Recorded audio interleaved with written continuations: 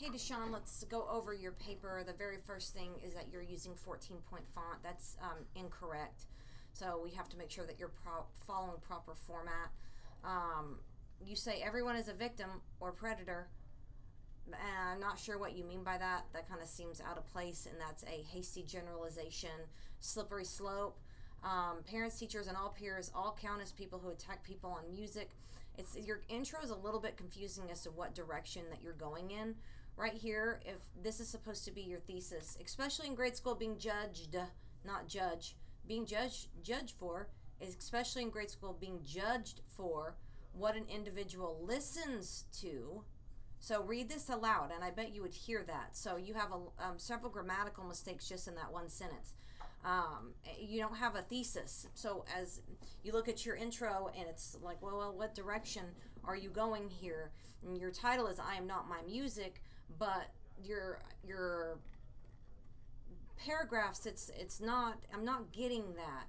So understanding of love said by Barack Obama. I'm just confused about kind of where you're going with this.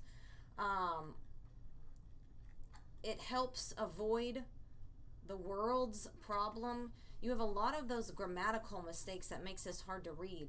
You spell out smaller numbers, run-on sentence, all worries are mixed and tied in a ribbon of love.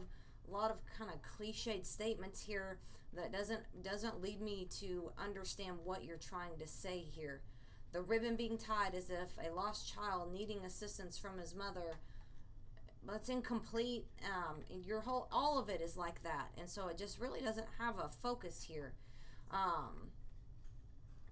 Listening to music for me helps me elaborate, no comma, and dissolve my ideas. Helps bring understanding to the world's problem. You kind of said that. You don't have the transitions. When you have a semicolon, you have to have a complete sentence on each side. No second person.